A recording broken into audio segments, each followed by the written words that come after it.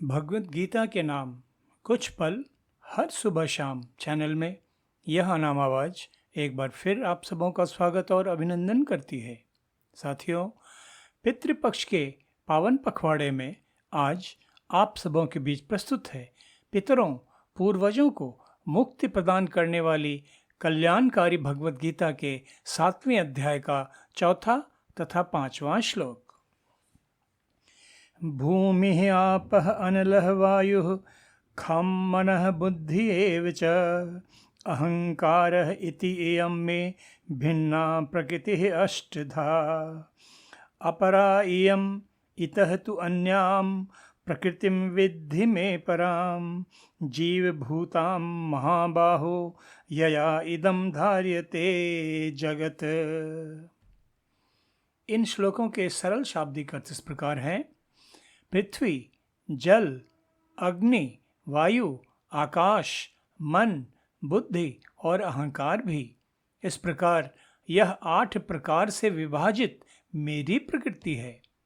यह 8 प्रकार के भेदों वाली तो अपरा अर्थात मेरी जड़ प्रकृति है, और हे महाबाहो, इससे दूसरी को जिससे यह संपूर्ण जगत धारण किया जाता है, मेरी जीव रूपा परा अर्थात चेतन प्रकृति जान।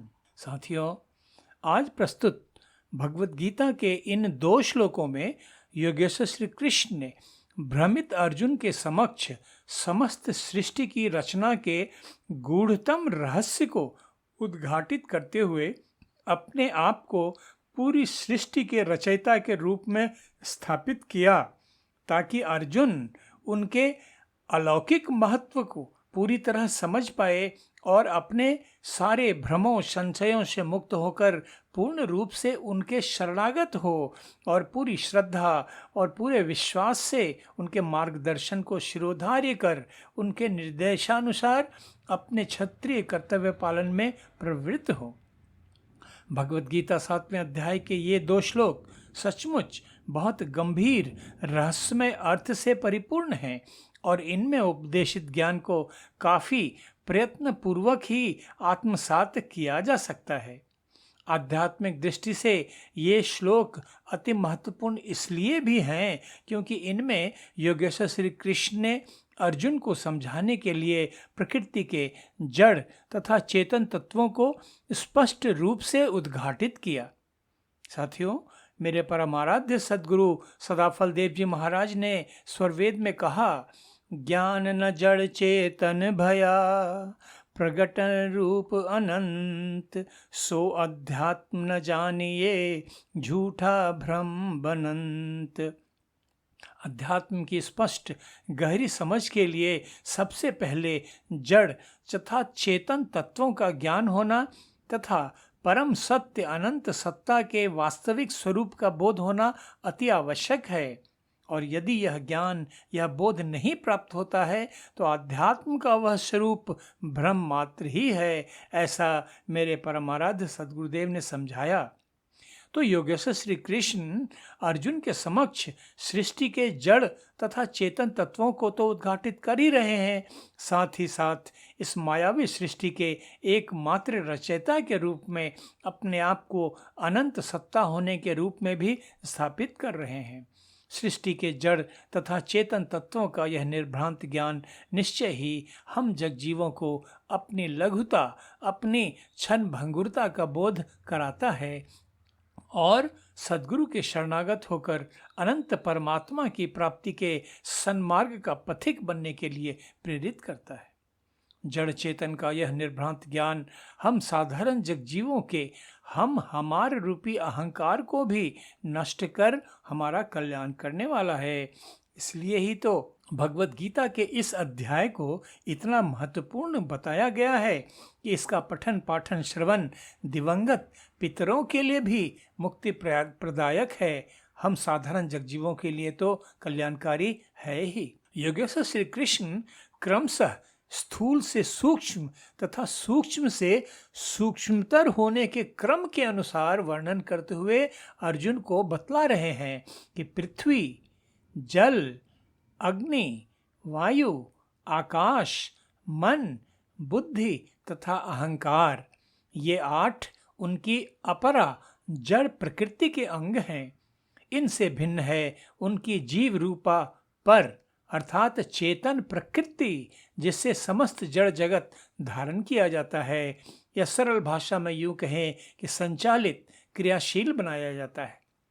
श्री कृष्ण बतलाते हैं कि सृष्टि के ये सभी जड़ चेतन घटक तत्व उनकी परम चेतन अनंत ऊर्जा की ही विभिन्न रूपों में अभिव्यक्तियां हैं, अर्थात पूरी सृष्टि में विभिन्न रूपों में स्वयं वे ही व्याप्त हैं।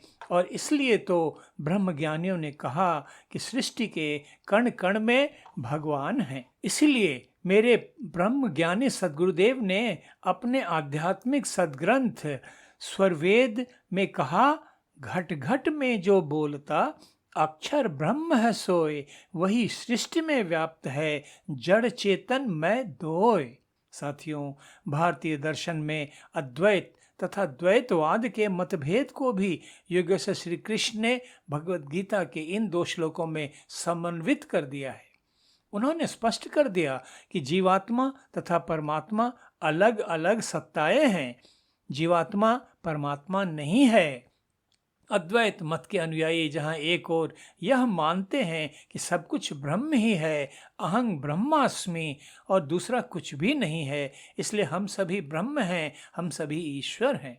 किंतु योगेश्वर श्री कृष्ण स्पष्ट विभाजित करते हुए समझाते हैं कि 8 प्रकार से विभाजित उनकी ऊर्जा के स्वरूप पृथ्वी, जल, अग्नि, वायु, आकाश, मन, बुद्धि तथा अहंकार प्रकृति के निम्न स्तर के जड़ स्वरूप हैं, और इनसे भिन्न उनकी चेतन ऊर्जा का उच्च स्वरूप है चेतन जीव आत्माएं, जिनसे जड़ तत्वों से रचित सृष्टि के विभिन्न क्रियाकलाप संचालित हो रहे हैं।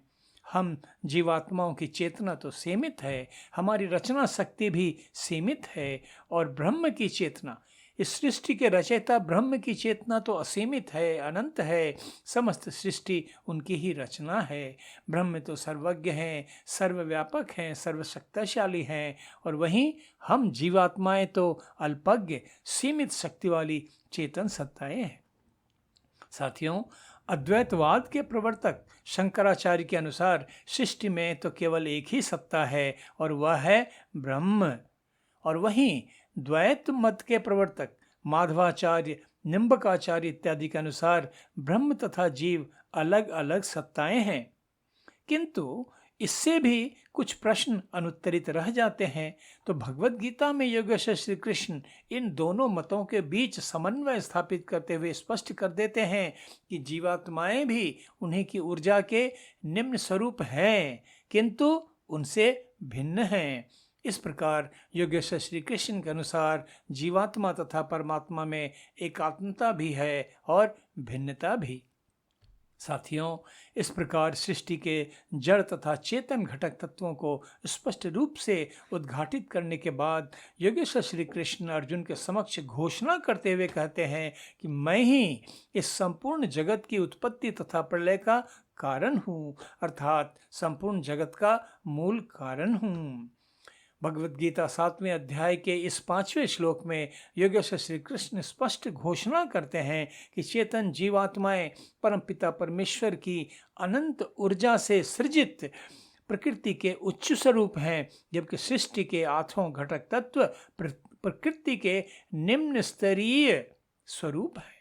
उद्गम एक ही होने पर भी दोनों की प्रकृतियां भिन्न भिन्न हैं। एक है निम्न स्तरीय जड़ अपरा प्रकृति और दूसरी है उच्च स्तरीय चेतन परा प्रकृति। दोनों ही संपूर्ण सृष्टि के रचयिता ब्रह्म की ऊर्जा की अभिव्यक्ति के ही भिन्न भिन्न स्वरूप हैं। आधुनिक विज्ञान की खोज भी अब भौतिक संसार के उस स्वरूप तक पहुंच चुकी है जहां वैज्ञानिक समझ पा रहे हैं कि ठोस, तरल तथा गैसीय भिन्न भिन्न स्वरूपों में भिन्न भिन्न नजर आने वाले संसार के सभी पदार्थ मूल रूप से ऊर्जा की तरंगों से ही निर्मित हैं, और इस दिशा में अधिक वैज्ञानिक प्रयास जारी हैं। आज बस इतना ही। भगवद गीता 7वें अध्याय के अगले 2 श्लोकों के अर्थ तथा व्याख्या के साथ कल फिर आप सबों के बीच उपस्थित होऊंगा। तब तक आप सबों के लिए अशेष मंगल कामनाएं। धन्यवाद। नमस्कार।